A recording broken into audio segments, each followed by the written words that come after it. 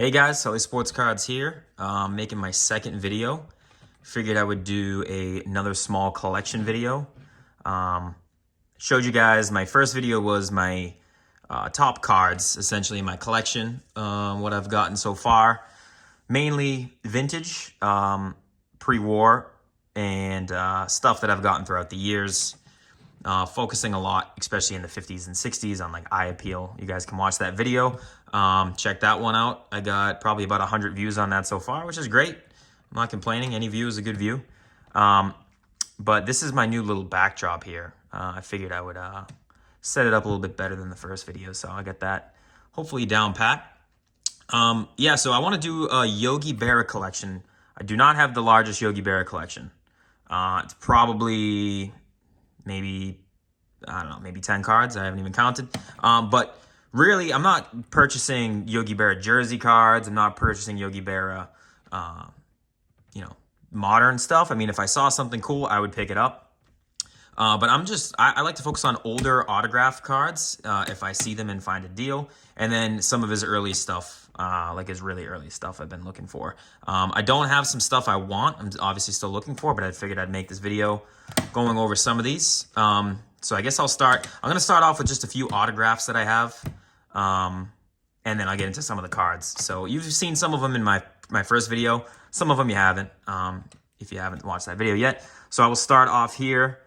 Pick this one up on Twitter, on like a thread of some sort, a trade thread. This is a 1962 Topps Yogi Berra. This is one of my favorite sets, I'd say. I love the 62. This one's in great shape. For a 62, centering's pretty good. Borders are not chipped really at all. It graded a 5 and the auto a 10. Yogi's auto, small little short and sweet auto there. Again, his autos aren't hard to come by. Really not. You can find him just about anywhere. He, passed away, I think, in 2012. So even on some modern stuff, he's still floating around with sticker autographs and cut autographs and stuff. But really solid card. Glad to have this in my collection. Yeah, I'll put this one up here. We'll see if this system works here. Who knows how this is going to go. Okay, next card up. I sent this in myself a while ago to get graded. This is a 1985 Topps. I bought this on eBay raw. Basically Yogi Berra and Yogi Berra's son Dale Berra, who played in the MLB. I don't think he had a crazy career. Dual signature there. I just thought seeing that. I have seen a couple of them come up, but when I saw it at the time, I think I bought it super cheap, like 20 bucks or something raw, and then sent it out a while ago. So came back at 9, auto 9, card 10.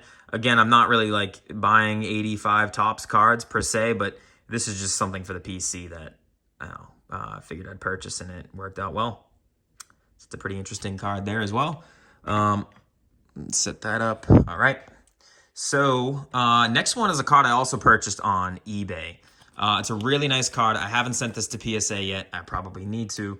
It's a really decent condition, in my opinion, of a 52 Topps Yogi Berra, and this one's signed in pen. So I like the signatures, especially on something like this signed in pen.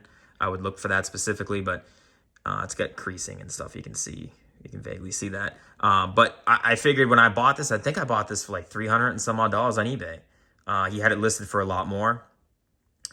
Made him an offer, and he accepted the offer. So it was something cool. I know there is one or two of them floating up on eBay, I think, with marker signatures that are already slabbed. But when I saw this, I'm like, the pen signature, like 52 Topps Yogi, I don't have that.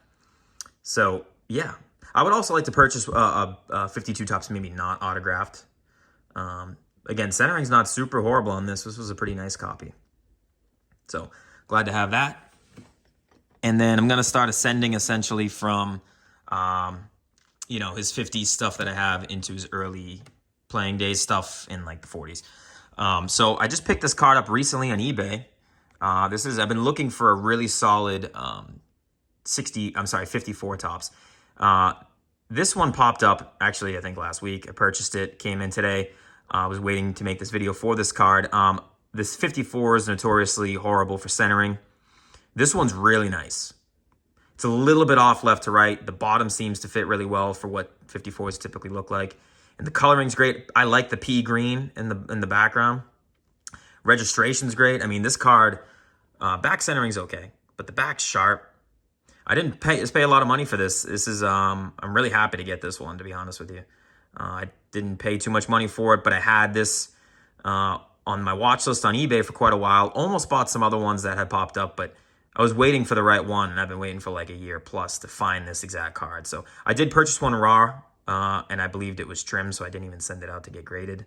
Still have that in my collection somewhere, but this is just a super nice example, I think, of a 54. I mean, you really can't ask for much more in the 54s for this, so this is pretty nice here. So I'll put that one up.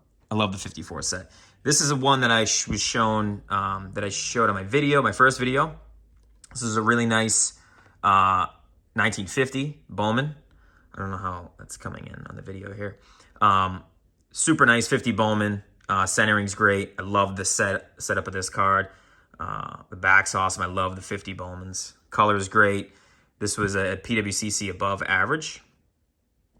So really amazing card. I hope lighting's working out well with this. Yeah, so really beautiful card there. These are starting to go up in value. I've been noticing any eye appeal Yogi 50 and even before is really going up, I believe, in value. I mean, yeah, I just comparing to other people in the sets, Hall of Famers and stuff. I don't know. I feel like if you see a good copy, pick it up. So I'll swap this one out with it here.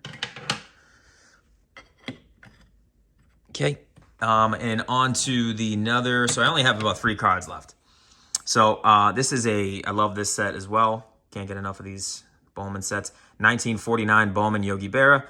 Centering's decent on this one. Coloring's good. I do like how on the 49s, the background's not like a setting like the 50. It's just a color. Love that. Nice pose for Yogi. Swinging his bat. And I love the backs of these as well.